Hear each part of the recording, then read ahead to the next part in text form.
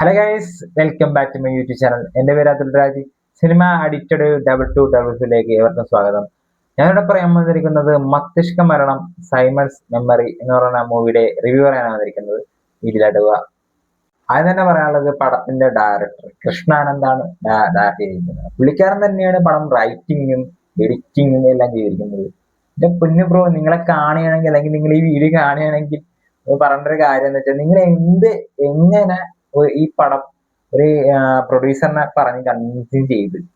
അതെന്ന് വെച്ചാൽ ഞാൻ പടം കണ്ടിറങ്ങിയപ്പോ ഫസ്റ്റ് എന്റെ മൈൻഡിലായിട്ട് വന്ന ഒരു ചോദ്യമാണ്, ഇത് എങ്ങനെ നിങ്ങൾ ഈ പടം ഒരു പ്രൊഡ്യൂസറിനെ പറഞ്ഞ് മനസ്സിലാക്കിയത്? പടം തുടക്കം വന്നിട്ടുള്ള കാര്യം എങ്ങനെയാന്ന് ഞാൻ ഒന്ന് ആലോചിച്ച് നോക്കിയിട്ട് എനിക്ക് മൈൻഡിൽ കിട്ടുന്നില്ല. അത്തരം ടൈപ്പ് ഒരു കഥയാണ്, അത്തരം ടൈപ്പ് ഒരു എക്സ്പീരിയൻസ് ആണ് എനിക്ക് തിയേറ്ററിൽ നിന്ന് ഉണ്ടാക്കാൻ സാധിച്ചത്. പിന്നെ ഈ സിനിമ കാണാൻ പോയപ്പോ തന്നെ ഞാനത് പടത്തിന്റെ ട്രെയിലർ, അതിന്റെ പ്രൊമോ വീഡിയോ അങ്ങനെ ഒന്നും കണ്ടില്ല. ജസ്റ്റ് ഒരു നീണ്ട ഒരു ആഴ്ചക്ക് ശേഷമാണ് പടങ്ങളൊക്കെ റിലീസ് ആകുന്നത്.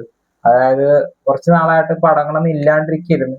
അപ്പൊ ഇങ്ങനെ വന്നപ്പോ ഞാൻ ഇങ്ങനെ ഓർത്ത്, ഇന്നലെ ഞാൻ ഓൺലൈനിൽ നോക്കിയപ്പോ ഇങ്ങനെ ഒരു പടം റിലീസ് ആവുന്നുണ്ടെങ്കിൽ പിന്നെ വേറെ ഏതോ ഉർവശി നായികയായിട്ട് വേറെ മൂവി റിലീസ് ആണ് ഞാൻ കണ്ടത്.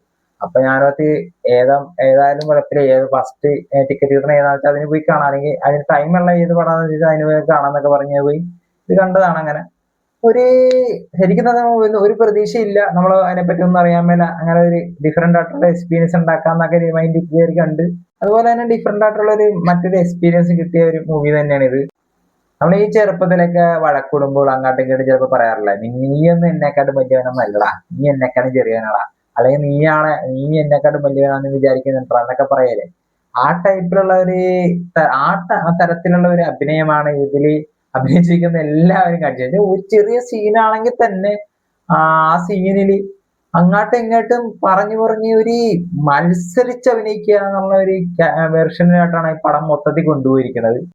ആദ്യം തന്നെ പറയാനുള്ളത് പിന്നെ അതില് രജീഷ വിജയൻ, പുള്ളിക്കാരത്തിയുടെ ആ അറ്റൻഡൻസും കാര്യങ്ങളൊക്കെ ഇറങ്ങിയപ്പോ ഒരുപാട് ട്രോളും ഏർക്കയറ്റവും, അല്ലെങ്കിൽ ഈ വർഷം തുടങ്ങിയിട്ട് മൂന്നാമത്തെ ഏർക്കയറ്റം എന്നൊക്കെ പറഞ്ഞ് ഒരുപാട് ട്രോളും കാര്യങ്ങളൊക്കെ ഇറങ്ങിയായിരുന്നു.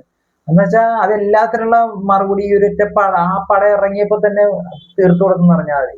അതെല്ലാവർക്കും വേണ്ടി ഒരു ചെറിയൊരു കാര്യങ്ങളൊക്കെ അതിന്റെ ചെയ്തു വെച്ചിട്ടുണ്ട്. അതെല്ലാം പടം കണ്ടു തന്നെ മനസ്സിലാക്കുക.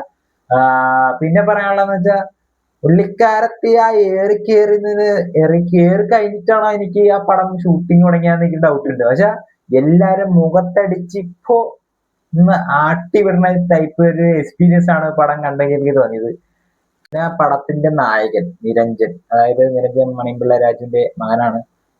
പുള്ളിക്കാരൻ ഒട്ടനവധി സിനിമ ഇതിനു മുമ്പ് ചെയ്തിട്ടുണ്ടെങ്കിൽ പോലും പക്ഷെ അതിൽ നിന്ന് വേറിട്ട് നിൽക്കുന്ന, അല്ലെങ്കിൽ പുള്ളിയുടെ ഒരു ബെസ്റ്റ് മൂവി എന്നൊക്കെ പറയാനുള്ള ഒരു അഭിനയമാണ് പുള്ളി ഇതിൻ്റെ അകത്ത് കഴിച്ചിരിക്കുന്നത്. നല്ല കിടിലനായിട്ട് തന്നെ അഭിനയിച്ചിട്ടുണ്ട്.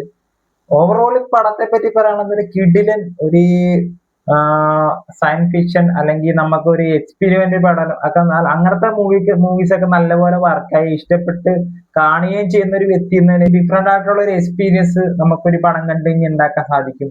അങ്ങനെയൊക്കെയുള്ള ഒരു മൈൻഡ് സെറ്റ് ഉള്ളവർക്കാണെങ്കിൽ, അല്ല അങ്ങനത്തെ ഒരു എക്സ്പീരിയൻസ് ഒക്കെ അറിയാൻ താല്പര്യമുള്ളവർക്കാണെങ്കിൽ നല്ലപോലെ വർക്ക് ചെയ്യുന്ന ഒരു മൂവിയാണിത്. എല്ലാവരും പോയി തിയേറ്ററിൽ തന്നെ പോയി കാണുക. അങ്ങനത്തെ ഒരു കാറ്റഗറിപ്പെട്ട മൂവിയാണ്. ഒന്നുകൂടി എടുത്ത് പറയുകയാണെങ്കിൽ എല്ലാവരും തിയേറ്ററിൽ തന്നെ പോയി കാണുക, OTT വന്നിട്ട് കാണാതിരിക്കരുത്. നല്ലൊരു എക്സ്പീരിയൻസ് ആണ് നമുക്ക് തിയേറ്ററിൽ തന്നെ കിട്ടുന്നത്.